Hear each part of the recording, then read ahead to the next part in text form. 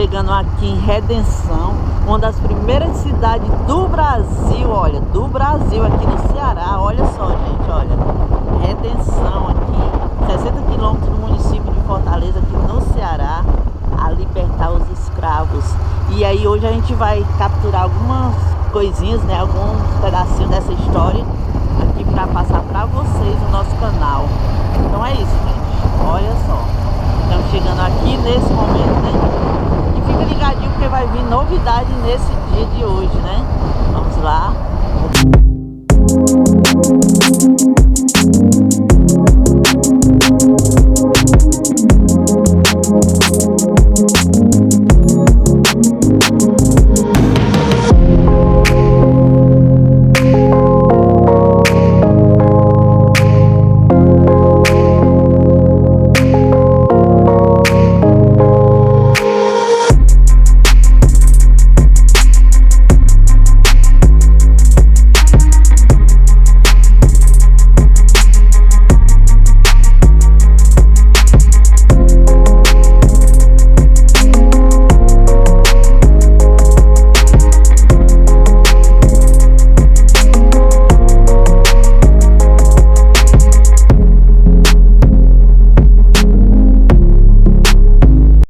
E é isso, gente, hoje nós viemos fazer essa visitinha aqui nessa belezura aqui, né?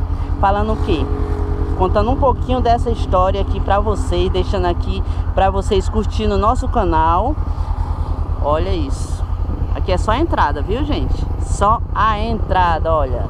E é isso, vamos lá. E aí segue, fica ligadinho porque vai vir coisa top. Gente, aqui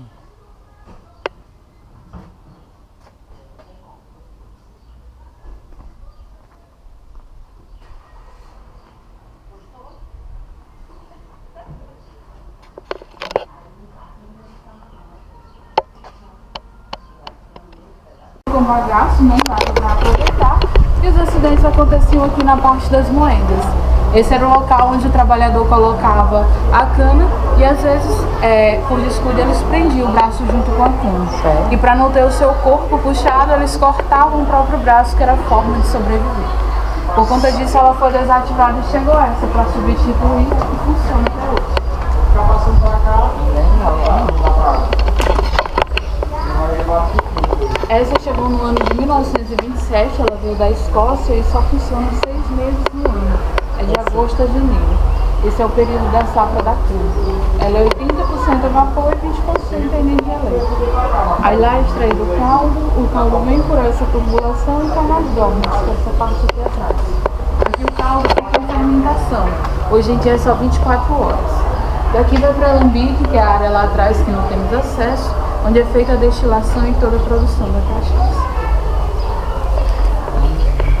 Antigamente era quanto tempo para fermentar, hein? 7 dias. Agora é 24 horas. 24 horas. Interessante, é a modernidade. Essa é a casa grande, a parte do museu, que era onde morava o coronel. A estrutura da casa, ela é do ano de 1750 e de lá para cá sempre tem reformas, mas não tem no mesmo padrão. Ainda tem parte do piso do teto que são originais. Embaixo da casa em senzala, era onde moravam os escravizados. Aqui tem essa cabeça de boi que ela é toda de verdade. Só o que não é são os olhos, que são postiços, e ela é entalhada. Dentro fica um litro que antigamente se armazenava cachaça. Era colocado na parte de cima e retirava por uma torneira que ficava embaixo. Ela chegou aqui no ano de 1959. É por ela ser bastante antiga, ela tem uma lenda que dizem que quem tocar na cabeça do boi terá sorte na vida. Se quiserem tocar... tô tocando a cabeça dele para ter sorte na vida. Além da sorte, quem tocar na cabeça do boi também será chifrudo na vida. Ixi, aí lascou-se. Agora que ela... Amiga, não me comprometo. Por isso eu fiquei quietinha, porque... Quero... Ela não aparece, ela, mano. Não, eu tiro. Não. Aqui os primeiros donos foram os portugueses, que dentre eles, o último dono de escravos foi Simeão Teles. Ele comprou a fazenda e um ano após a libertação ele vendeu para o brasileiro Coronel Juvenal de Carvalho. Aqui na parede temos a foto do coronel, da sua esposa Dona Mariquinha, o seu enteado que era padre, Francisco Valdivino Nogueira. Ao lado é a fotografia da casa onde eles foram morar após venderem essa fazenda, que ela fica em Fortaleza, na rua Floriano Peixoto. Já ao redor da sala, os livros mostram uma contabilidade de antigamente, que era escrito com pena de pavão, e no birô é documentos de compras de terras, que também eram escritos com pena de pavão. Lá atrás são cédulas antigas, cruzeiros, cruzados e réis, algumas moedas. Interessante. Tanto tempo e nunca tinha andado.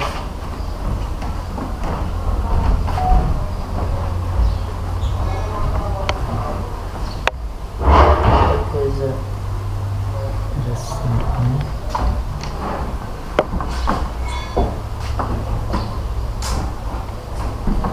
Aí aqui à frente temos a foto do atual, aliás, do terceiro e último comprador da fazenda, que foi o senhor Gaudioso Bezerra Lima. Ele comprou a fazenda no ano de 1930 e desde então não foi mais vendida. Ficou passando de geração em geração, o atual dono é neto dele. E aí na parede temos a pintura da escrava Anastácia, que a história dela não se passou aqui, foi no Rio de Janeiro, mas retratamos um pouco do que aconteceu. Ela era muito bonita, ela chamava atenção porque ela tinha os olhos claros, ela era filha de um português com um escravo, e o coronel comprou ela jovem, com a intenção de abusá-la, mas ela não cedia, por conta disso era torturada. Aí um dos castigos era colocar alimentos quentes na sua boca, como batata, ovo. Após colocar os alimentos, ele mandava colocar máscara, para que não fosse colocar os alimentos para fora. Por conta disso, ela faleceu muito jovem, aos 15 anos. Ficou conhecida no Brasil como Santa Anastácia, pois alguns religiosos costumavam fazer pedidos de serem alcançados. Aí aqui do lado temos instrumentos de torturas que foram usados na época, eles são todos originais. O vira-mundo prendia o braço e o pé ao mesmo tempo, que eles estavam mais ou menos assim. Só que aqui era chamado pau de arara. A gargalheira prendia o pescoço, o instrumento odontológico ele arrancava o dente do escravizado a sangue frio e as algemas serviam para o pulso e para o tornozelo. Já o piso, como vocês podem observar, ele contém várias aberturas por toda a casa, com exceção da cozinha e o quarto principal, que era para o coronel vigiar os escravizados lá embaixo. De cima ele vigiava Isso, vai embora. pelo copo. Vamos lá, perto realmente.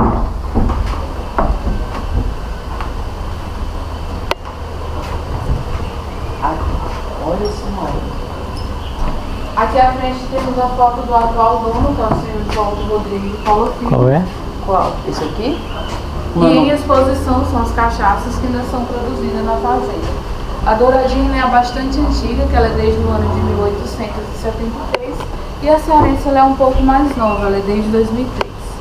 No final tem degustação, para quem quiser experimentar. Qual é a mais antiga? A Douradinha. Aí aqui é a sala de fotografias, e ali são parentes e amigos do atual dono, que é desde a época do seu avô a família atual. E aqui são da parte da fábrica, os funcionários antigos. E em destaque, ali temos a foto da dona Maria Estela Alves da Silva, que ela trabalhou nessa casa durante 50 anos e foi governanta. Ela é tataraneta de escravos. Ela faleceu no início do ano de 2020, aos 97 anos. Aí ela, desde criança, ela costumava escutar as histórias que aconteciam Ela na aqui, fazenda. ela aqui, né? Ela ouvia dos seus antepassados. Ele já só com 6 anos que ela faleceu. Tataraneta. Foi 2020, no início da pandemia. Não, 4 anos, né? 4 anos da Aí ela que contou as histórias, e das histórias que ela contou, tem a da Ana de Leite, que essa é a que chamou bastante atenção. Essa, ela amamentava o filho do coronel e ela costumava ficar sempre na varanda. Mas um dia ela se descuidou e o bebê caiu dos seus braços e faleceu. A partir daí, ela começou a ser torturada pelo coronel. Ela era chicoteada em um tronco que havia lá fora e em seguida o coronel levava até a cozinha, queimava parte do seu corpo. Os castigos duraram uma semana e ela sobreviveu. Mas o coronel, ele não convencido, ele chamou os escravos. Deu a ordem para cavarem um túmulo na senzala e que a enterrasse viva. Aí lá embaixo eu mostro pra vocês onde fica o túmulo que permanece até hoje. Entendeu, né? Que ela Entendi. contou a história da ama de leite. A Foi. Dona Maria Estela. Ali Aí atrás, no caso, a Ângela enterrada viva como castigo por ter derrubado o filho do coronel, que veio a falecer. Aí aqui atrás Muito são as bonito. máquinas de costura, são as antigas, né, a moderna, os moinhos que na época era para moer carne, milho. E aqui do lado tem uma cozinha. Aqui temos objetos antigos, como vocês podem ver, o piso da cozinha é duas partes diferentes, que era de propósito. Essa parte de concreto era por conta do fogão era lenha e o coronel tinha medo de incêndios. Já a parte de madeira é fechada, que é diferente do restante da casa. Era para as mulheres não jogarem a comida, objetos cortantes para os outros escravizados. Muito Ali legal. atrás tem um pilão do século XIX, todo de pedra. Ele foi esculpido pelos escravizados. Essa moldura, ela foi feita com um tempo depois. Ele pesa meia tonelada. Ele é utilizado para pilar Esse café, pilão. o arroz, o milho. Sim. Pode tentar tirar ali do... Não consegue. Muito legal. Aí ali à frente vamos conhecer o quarto principal e a sala de arroz.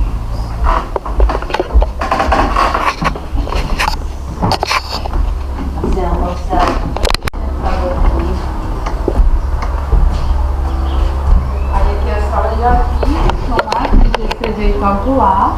Essa só fazia uma função, né? O senhor escrevia, calculava. Uma moderna era essa chamada Telex, que fazia as duas funções. Escrevia, calculava e era energia. Aqui é o documento que foi enviado pelo ministro da Fazenda parabenizando Redenção por ter sido a primeira cidade do Brasil a libertar os escravos. Aqui em Redenção foi 1º de janeiro de 1883, 5 anos antes da libertação geral no Brasil e um ano antes do estado do Ceará. A Redenção antigamente ela era conhecida como Vila do Acará. Foi após a libertação que passou a se chamar Redenção como homenagem. todo município, né? Essa é o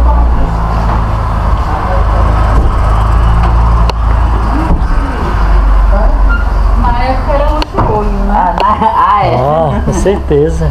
Olha, Esse era o quarto principal da casa, que ele pertenceu ao coronel, também a mãe do atual dono, que era a Neida Bezerra Lima. Os móveis aqui são um pouco modernos, porque eles foram doações. O piso fechado era para manter a privacidade. Essa Como aqui, vocês sim. podem ver, a casa toda ela é cheia de portas e janelas. Isso naquela época era sinônimo de riqueza. Quanto mais portas e janelas, mais mostrava o quanto eles eram ricos e que servia para vigiar os escravizados ao redor, de ventilação e iluminação, pois na época não tinha nenhum.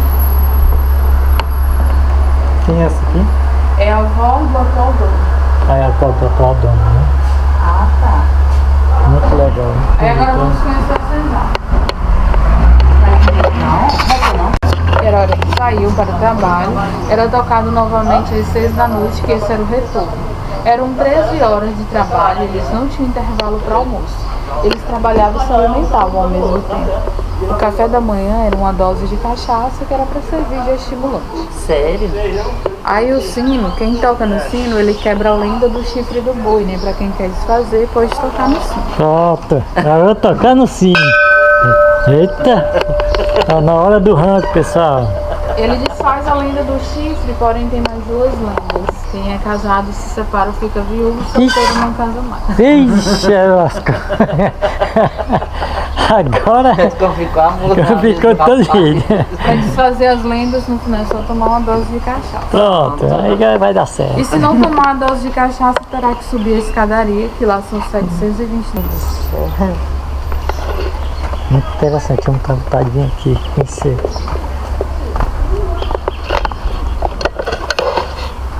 Todo dia tem visita, é, amigo? Tem, toda hora. Vocês moram aqui mesmo? Aqui mesmo, de 8 a 12.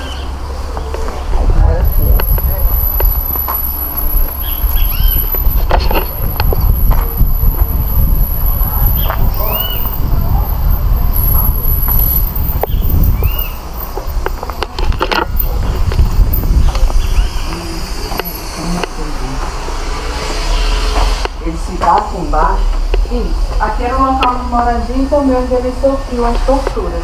Moravam cerca de 50 a 60 escravos. Eles moravam aqui? Aqui embaixo. Os escravizados. Moravam não, né? Passavam... Sobreviveu, né? É. Aí que esse turno era um dos castigos que aqui dependia do que faziam. Quanto mais grave, mais pro final eram jogados. Eles eram presos com instrumento viramundo que prendia o braço e o pé ao mesmo tempo. Onde eram jogados era colocado grades para que não mudassem de lugar. Os castigos eram à noite, de manhã, só saiu de manhã para trabalhar. A senzala, ela é feita em forma de labirinto e contém partes altas e baixas. Isso era para dificultar a moradia. Como eles mediam em torno de 92 metros, aqui embaixo eles teriam que ficar curvados. Qualquer movimentação ou tentativa de fuga, ele já bateu com a cabeça na madeira. Interessante, né?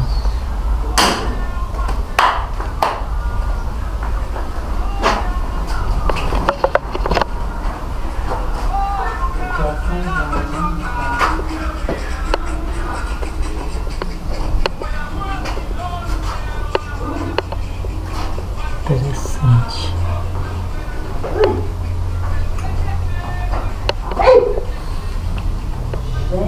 Gente, olha onde a gente veio se meter hoje. Aí eles ficavam presos pelo pulso, passavam a noite toda e eles acabavam ferindo e contraíam uma doença do tétano porque era muito perigoso. Naquela época não se tinha as vacinas, os cuidados, então eles acabavam morrendo muito cedo. Era também uma das causas da morte. E ao lado tem réplica da tocha. Como eu falei para vocês que não tinha energia, só existiam as tochas, lamparinas e lampiões. Mas aqui embaixo isso não era permitido pelo coronel. O coronel tinha medo que eles colocassem fogo na casa por conta que o teto é todo de madeira. Podem ver.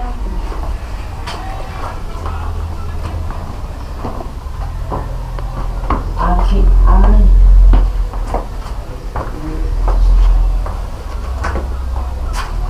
Aqui são os troncos, não são os originais. Eles foram trocados em 2010 e existia um tronco lá fora aqui dentro outro que era para os rebeldes. Aqui tinha uma novena que era um castigo, 9 noites de chicotadas. Após cada surra, eles teriam que tomar banho com água, sal e vinagre. Isso era para cicatrizar, era para ficar um pouco melhor e conseguir trabalhar de manhã cedo, mas também mais uma forma de tortura. Ali atrás são réplicas do chicote, que o de várias pontas ele era chamado bacalhau couro cru, que em cada ponta ficava um objeto para machucar. O outro era chamado rabo de macaco, ele ficava vermelho e ardendo. Aqui no piso, como vocês podem observar, essa área onde não tem tijolos é onde a escrava foi enterrada viva, a lua de leite. Ah, aquela história lá, né, Isso, ela foi enterrada na frente dos outros, que era para servir de exemplo e que permanece até hoje, nunca foi retirada. E foi a que deixou o bebê e caiu, o filho do coronel, é isso? É. Pode ir.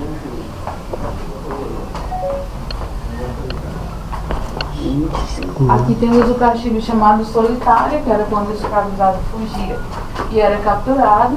Eles eram tragos e ficavam aqui de 1 a 2 dias, se alimentando de restos de comida. A porta era de madeira e nela inteira continha pregos, com as pontas para dentro, para que não tentassem fugir nem se mexer. Já lá era reto, não tinha aquela cavidade. Foi eles com as próprias mãos para ganhar espaço e se afastar da porta.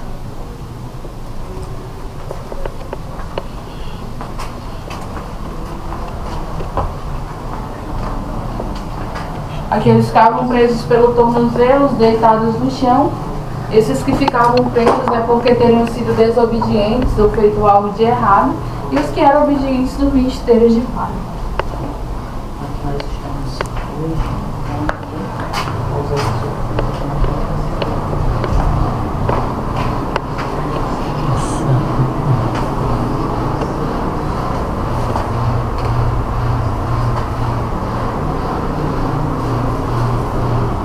Aqui já era um teste de resistência para escolher o reprodutor.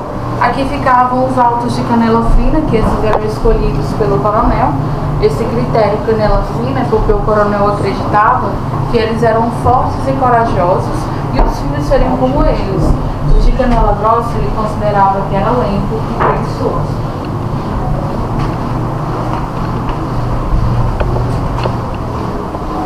E aqui eram para os baixos. Os que foram se reproduzindo aqui, eles não eram altos quanto os que vinham da África. Esses ficavam suspensos no chão e pendurados pelo braço.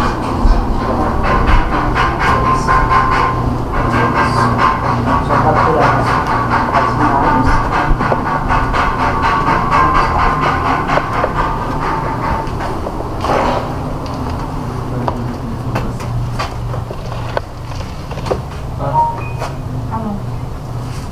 Aí a ilustração dos castigos que eu mostrei, essa era a forma como eles ficavam. Aqui também eles não eram permitidos usarem roupas, eles ficavam com alguns tecidos de algodão. Era para não ficar com objetos perfurantes escondidos na roupa e que pudessem machucá-los lá em cima. Aqui tem as bengaleiras que prendiam o pescoço das crianças. A partir dos 10 anos elas ficavam de 3 a 4 horas por dia, que era uma forma de educá-las, que era para não crescerem rebeldes. No Era de caso, acordo com o seu tamanho. A partir dos 11 anos, elas já iam trabalhar com os outros no canavial. com os adultos. Isso.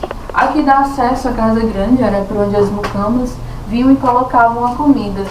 Aqui eles pegavam com as suas mãos. Já as mucamas, elas não podiam se misturar para não pegar a doença e passar para eles. As mucamas já tinham um quarto separado. Aí esse quarto fica aqui ao lado que vamos conhecer agora.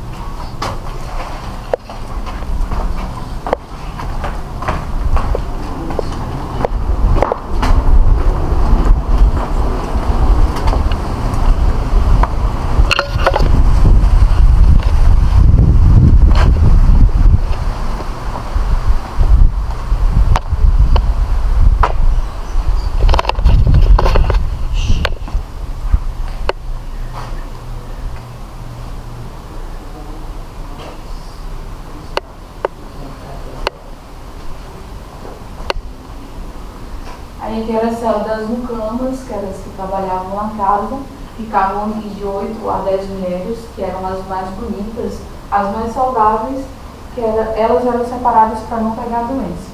Aqui elas tinham um pouco de conforto, elas recebiam comida, esteiras de palha, lençóis, tinham acesso ao banheiro, mas o coronel, ele também, na ausência da esposa, ele vinha da janela, escolhia o que ele queria, elas eram obrigadas a ir, pois caso contrário ele mandava castigar.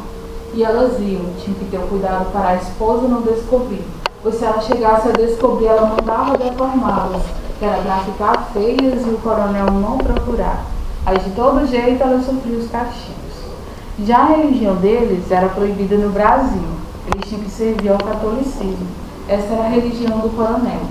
Então eles encontraram uma forma de associar os orixás da religião deles a um santo católico. Foi daí que surgiu o secretismo religioso. Aí tem os exemplos de que Iemanjá era associado a Nossa Senhora da Conceição, Oxalá, Jesus Cristo, e assim cada orixá era um santo católico na religião deles. Depois que o museu abriu, foram feitas as ilustrações para mostrar um pouco da religião.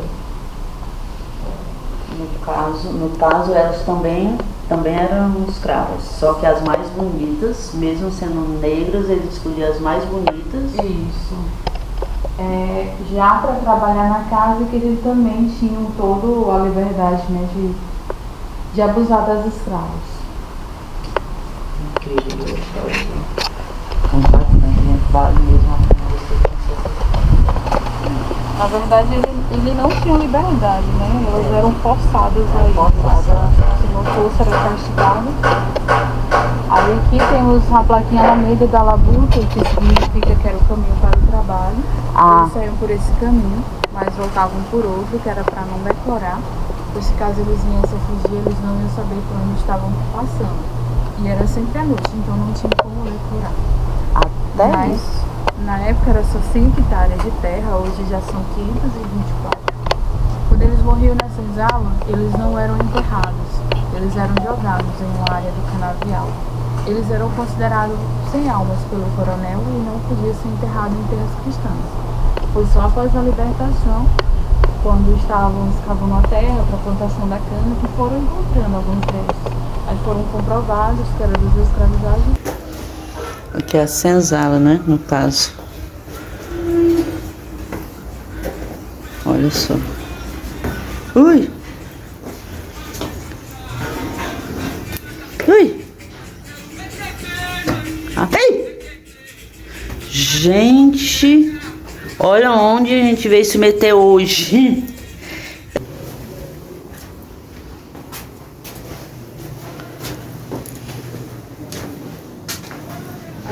Isso, gente. Vocês estão ouvindo vozes diferentes por conta do guia. No caso, a guia. Então, eu tô só pegando as imagens. Né? Então, aqui nós estamos hoje com o guia. Mas olha só, nós estamos dentro da senzala. Né? Olha só, vocês estão vendo esses bichinhos voando? Isso mesmo, são morcegos. Né? São morcegos. E ali tá a nossa guia de hoje. Olha só, aqui é um lugar bem escuro, né? E úmido. Olha só, gente, são muitos morcegos. Pessoal, nós estamos aqui na igreja matriz de Santa Rita, aqui em Redenção. Aqui, pessoal, onde foram soltos escravos, nessa igreja aqui, nessa pracinha, né? Nessa pracinha aqui, a primeira cidade do Brasil a soltar os escravos. É que os escravos foram soltos sem nada, gente, sem dinheiro, sem casa para morar, só com a roupa do corpo, igual uns zumbis aqui na praça, sem ter pra onde ir, porque não tinha pra onde ir, não tinha moradia, não tinha nada. Mas é isso, é. Gente, essa escadaria aí tem 720 degraus. Lá em cima, pessoal, tem a igrejinha de Santa Rita e ao lado tem a Pedra da Morte, que é uma história relacionada aos escravos, que eu vou contar para vocês no próximo vídeo. E aí eu quero muito conhecer também e filmar para vocês. Será que eu consigo subir esses degraus todos, hein? Será que eu estou preparado, hein? Diz aí no comentário.